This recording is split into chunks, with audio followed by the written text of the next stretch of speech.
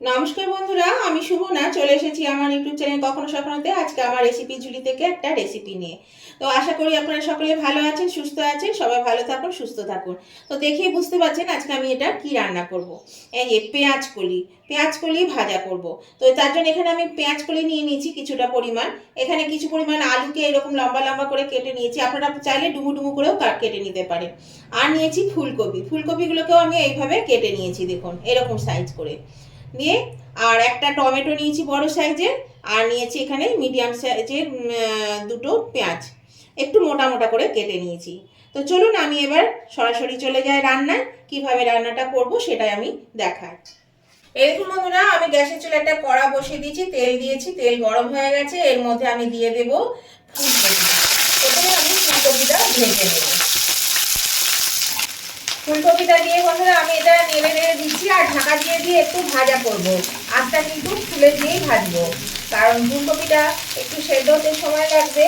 ভাজার সময় আলুটা সরু করে কাটা, সেজন্য কিন্তু আলুটা তাড়াতাড়ি ভাজা হয়ে যাবে। ফুলকপিটা হালকা করে একটু ঢাকা দিয়ে ভেজে নিলে পরে এটা নরম হয়ে যাবে। আর আমি এটা সর্ষের তেলেই করছি রান্নাটা, আপনারা চাইলে সাদা তেলেও করতে পারেন। তো এবার দেখুন আমি এটা আবার 1 মিনিটের জন্য একটু ঢাকা দিয়ে দিচ্ছি। আমি 1 মিনিট পর ফিরে এলাম। এরকম বন্ধুরা ফুলকপিগুলো বেশ কিন্তু একটু ভাজা ভাজা হয়ে গেছে। আর এবার আমি গ্যাসের আঁচটা আর একটু বাড়িয়ে দিলাম, একদম বাড়িয়ে দিয়ে ভালো করে একটু ভেজে নেব। খুব বেশি আর ভাজবো না, অল্প মিনিট খানেক ভেজে নেব, 1-2 মিনিট মতন, তাহলেই কিন্তু হয়ে যাবে। ফুলকপিটা একটু ভাজা হলে আমি এটা তুলে নেব।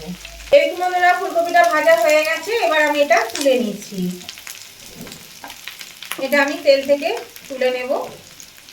একটু তেলটা ঝরিয়ে ঝরিয়ে তুলে নিতে হবে, কারণ ফুলকপির সঙ্গে প্রচুর তেল উঠে যায়।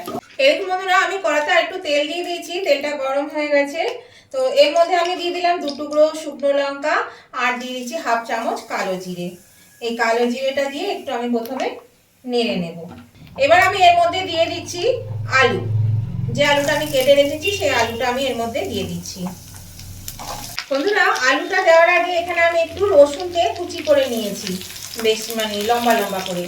এই মোটামুটি সরু সরু রসুন, সেই জন্যে 10-12টা রসুন দিয়েছি।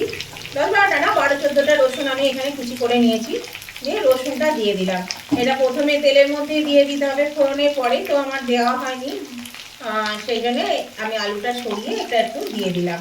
এটাকে একটু ভাজা করে নিলাম, নেড়ে চেড়ে দিলাম। দেখুন এবার আমি বাকি আলুগুলো সব দিয়ে দেবো এর মধ্যে। এরকম বন্ধুরা আলুটা বেশ একটু ভাজা ভাজা হয়ে এসেছে, হ্যাঁ সেদ্ধ হয়নি কিন্তু বেশ ভাজা ভাজা হয়ে এসছে। তো এই পর্যায়ে আমি এই ফুলকপিগুলো দিয়ে দিলাম। ফুলকপিগুলো আগে ভেজে রাখার কারণ হচ্ছে ফুলকপি কিন্তু কিছুর সঙ্গে দিয়ে ভাজলে খুব একটা ভালো ভাজা হয় না। সেই জন্য যদি আগে ভেজে নেওয়া হয় তাহলে বেশ একটু ভাজা হয়, খেতে কিন্তু ভালো লাগে। সেই জন্য আমি আগে এটা ভেজে নিলাম। এবার আমি দিয়ে ভাজবো, তাহলে কিন্তু এবার পুরোপুরি ভাজাটা ঠিক হয়ে যাবে। তো এটা আমি এবার ঢেকে ঢেকে একটু ভাজবো। আবার মিনিট 2-এর জন্য একটু ঢেকে দিচ্ছি। এটা 2 মিনিট পরে ফিরে এলাম বন্ধুরা। এটা আমি আবার একটু নেড়ে দিচ্ছি। আর আমি কিন্তু এখনো পর্যন্ত নুন বা হলুদ কিছু দিইনি। এবার আমি এর মধ্যে দিয়ে দেব এই যে কেটে রাখা পেঁয়াজ, আর দিয়ে দেব কেটে রাখা টমেটো। টমেটো আর পেঁয়াজ দিয়ে এবার একটু নাড়াচাড়া করে দেব।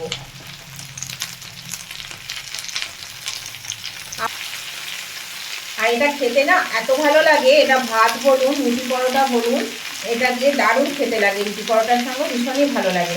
আর আমি এর মধ্যে আর একটা বিশেষ উপকরণ আমি দেবো, যেটা দিলে এর স্বাদটা কিন্তু দ্বিগুণ পরিমাণে বেড়ে যাবে। সেটা কিন্তু এখন নয়, সব শেষের দিকে দেবো। তো এটা আমি আবার মিনিট 2-3-এর জন্য ঢাকা দিয়ে দিচ্ছি। এরকম বন্ধুরা আমি ফিরে এলাম আবার 2-3 মিনিট পরে। এবার এটা আমি আবার নেড়ে দিচ্ছি। দেখুন টমেটোগুলো কিন্তু অনেকটা নরম হয়ে এসেছে। এই দেখুন আমি ভালো করে নেড়ে দিলাম। এবার আমি এর মধ্যে দিয়ে দিচ্ছি কেটে রাখা পেঁয়াজ কলি। পেঁয়াজ কলিগুলো কিন্তু খুব বেশি বড় করবেন না, এরকমই সাইজ করবেন 1 ইঞ্চি মতন, তাহলে কিন্তু এটা ভালো হয়, 1 থেকে 1.5 ইঞ্চি। এবার আমি এর মধ্যে দিয়ে দেব নুন আর হলুদ। দিয়ে দিচ্ছি পরিমাণ মতো নুন আর দিয়ে দিচ্ছি পরিমাণ মতো হলুদ। এবার আমি এটা ভালো করে নাড়াচাড়া করে নেব। আঁচটাকে এখন একটু বাড়িয়ে দিলাম। এটা কিন্তু ভালো করে নেড়ে চেড়ে ভেজে নিতে হবে, খুব ভালো করে ভাজতে হবে। এটা ভাজা হবে আর সেদ্ধও হবে, সেদ্ধ করতেও হবে। আমি নাড়াচাড়া করে দিয়ে আবার আমি একটু ঢাকা দিয়ে দেবো। এরকম মতন আমি ঢাকাটা খুলে দিলাম। এগুলো কিন্তু সব ভাজা হয়ে গেছে আর সেদ্ধও কিন্তু হয়ে গেছে। দেখুন গোটা গোটা সব রয়েছে, গোটা গোটা থাকলে কিন্তু দেখতেও ভালো লাগে আর খেতেও কিন্তু ভালো লাগে। তো এই দেখুন গোটা গোটা রয়েছে, পেঁয়াজ কলিগুলো দেখায়। এই দেখুন সিদ্ধ হয়ে গেছে, এই যে সিদ্ধ হয়ে গেছে। তো এবার আমি এইখানে যে জিনিসটা আমি দেবো বললাম তার জন্য একটু এখানটা ফাঁকা করলাম। এর মধ্যে দিয়ে দিচ্ছি একটু তেল। এখানে সামান্য একটু হাফ চামচ মতো তেল দিলাম। তেলটা একটু গরম হোক, গ্যাসটা আমি বাড়িয়ে দিয়েছি। এবার দিয়ে দেবো এই দেখুন ডিম। এর মধ্যে আমি দুটো ডিমকে দিয়ে দিচ্ছি।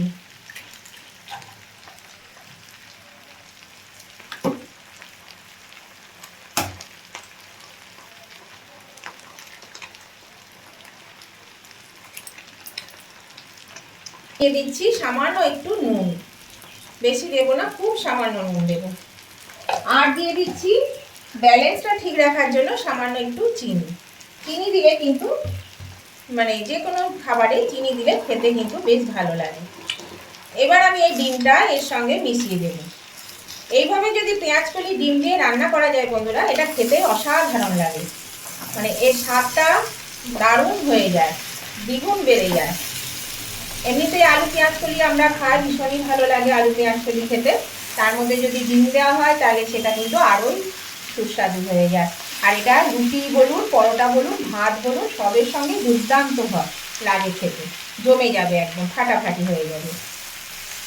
তো নতুন বন্ধু যারা এখনো আমার চ্যানেলটা সাবস্ক্রাইব করেনি তাদের কাছে আমার অনুরোধ, অবশ্যই কিন্তু আমার চ্যানেলটা সাবস্ক্রাইব করে আমার পাশে থাকবেন আর পাশে থাকা বেলটা অবশ্যই ক্লিক করে দেবেন। তাহলে আমি যখনই ভিডিও আপলোড করব নতুন নতুন, সাথে সাথে নোটিফিকেশন আপনাদের মোবাইলে পৌঁছে যাবে আর সবার আগে আপনারা আমার ভিডিও দেখতে পাবেন। আর আমার পুরাতন বন্ধু এবং নতুন বন্ধু উভয় বন্ধুদেরকেই বলছি, এই রেসিপিটা দেখতে দেখতে যদি এখনো পর্যন্ত লাইক দিতে ভুলে গিয়ে থাকে, যদি আপনাদের পছন্দ হয়ে থাকে আজকের রেসিপিটা, তাহলে অবশ্যই কিন্তু লাইক বাটনটা প্রেস করে দেবেন। আপনাদের একটা লাইক আমাকে এগিয়ে নিয়ে যেতে অনেকটা সাহায্য করে। আর আজকের রেসিপিটা যদি ভালো লেগে থাকে, যদি খুব ভালো লেগে থাকে, তাহলে আপনাদের বন্ধু বান্ধব আত্মীয় স্বজন সকলের কাছে যাতে পৌঁছে যায় তার জন্য কী করবেন, প্রচুর পরিমাণে একটু শেয়ার করে দেবেন। তাহলে কী হবে, সবাই এই রেসিপিটা দেখতে পাবে। আর কেমন লাগলো আজকের এই রেসিপিটা আপনাদের, সেটা জানাতে একদম কমেন্ট করতে ভুলবেন না। অবশ্যই কিন্তু কমেন্ট করে জানিয়ে দেবেন আজকের রেসিপিটা আপনাদের কেমন লেগেছে। আপনাদের এই মিষ্টি মিষ্টি কমেন্টগুলো পড়তেও ভালো লাগে আর একটা কমেন্ট আমাকে পরবর্তী রেসিপি বানাতে অনেকটাই কিন্তু উৎসাহিত করে। তাই অবশ্যই কিন্তু উভয় বন্ধুরা লাইক শেয়ার কমেন্ট করতে ভুলবেন না। আর আমার নতুন বন্ধুরা চ্যানেলটা সাবস্ক্রাইব করে না থাকলে সাবস্ক্রাইব করে পাশে থাকবেন। দেখুন আমার কিন্তু এটা ভাজা হয়ে গেল, এই দেখুন কত সুন্দর দেখতে হয়েছে, দেখেছেন? আর খেতেও কিন্তু ততটাই সুন্দর হয়। এবার কিন্তু আমি এটা নামিয়ে নেব। এটা সম্পূর্ণ ভাজা হয়ে গেছে বন্ধুরা। এবার আমি গ্যাসটা অফ করে দিচ্ছি। গ্যাসটা অফ করে দিয়ে এবার আমি এটা একটা প্লেটে তুলে নেব। এবার আমি একটা প্লেটের মধ্যে এটা তুলে নিচ্ছি। আর এটা গরম গরম রুটি বা পরোটার সঙ্গে অসাধারণ লাগে, অসাধারণ লাগে খেতে।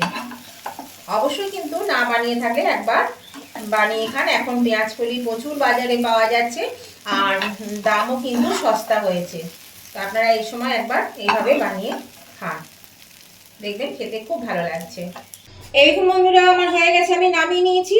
আর এটা কিন্তু অবশ্যই একবার হলেও করে খেয়ে দেখবেন, খুব ভালো লাগবে খেতে। আর রেসিপিটা ভালো লাগে অবশ্যই কিন্তু লাইক শেয়ার কমেন্ট করতে ভুলবেন না আমার বন্ধুরা। আজকের মতন আমি ভিডিওটা এখানেই শেষ করলাম। আবার আমি নতুন ধরনের কোনো ভিডিও নিয়ে আপনাদের কাছে চলে আসবো। ততদিন আপনারা ভালো থাকুন, সুস্থ থাকুন। Tata, bye bye.